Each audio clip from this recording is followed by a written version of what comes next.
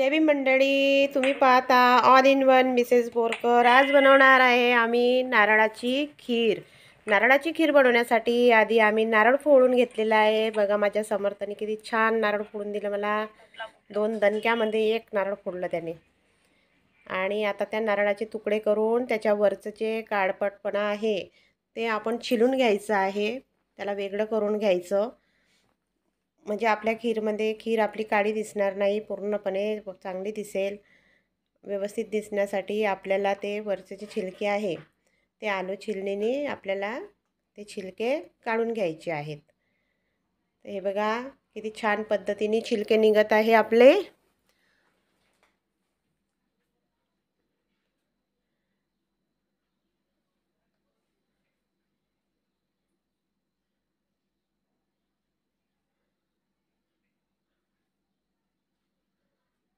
आणि आता आपण ह्या नारळाचे बारीक बारीक तुकडे आपण कापून घ्यायचे आहे। बारीक बारीक तुकडे कापून घेतल्याने काय होईल, मिक्सरमध्ये बारीक करताना त्रास होणार नाही किंवा ते तुकडे राहणार नाही। तर हे बघा मला पावशीने छान कापता येतं म्हणून मी पावशीनीच कापलेले आहे। आणि आता हे तुकडे मी आपल्या मिक्सरमध्ये बारीक करायला टाकलेले आहे।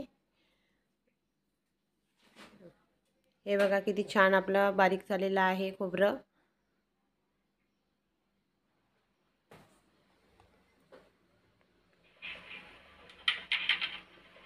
बघा किती छान झालेलं आहे, बारीक खोबरं झालेलं आहे। त्यासाठी घेतलेलं आहे आपण थोडी विलायची, काजू आणि बदाम, याला सुद्धा आपण बारीक करून घेतलेलं आहे। आणि आता आपण कढईमध्ये 2 चम्मच घी, तुम्ही ज्याला तूप म्हणता ते आपण टाकून घेतलेलं आहे। बघा मी अमूलचं तूप वापरलेलं आहे यामध्ये। आणि आता हे तूप जास्त गरम नाही होऊ द्यायचं आहे, नाहीतर आपले ड्रायफ्रूट जळून जातील। म्हणून आता थोड्या लवकरच आपण त्यामध्ये हे बघा विलायची आणि काजू बदाम बारीक केलेले पूर्ण मिक्स करून टाकले आपण।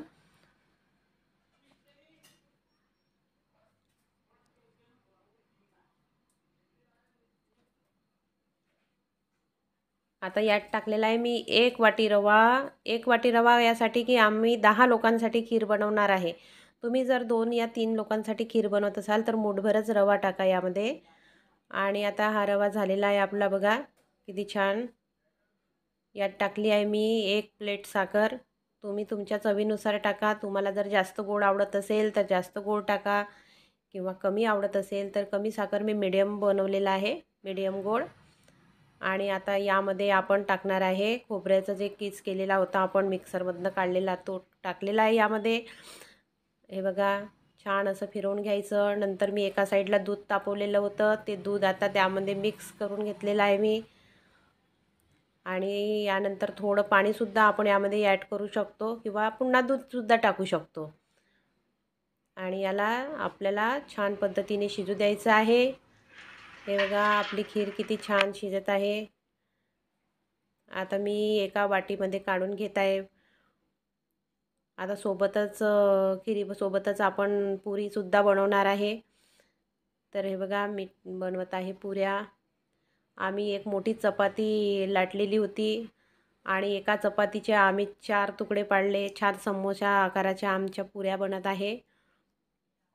हे बघा किती छान, पुऱ्यांना खूप छान कलर आलेला आहे आमच्या।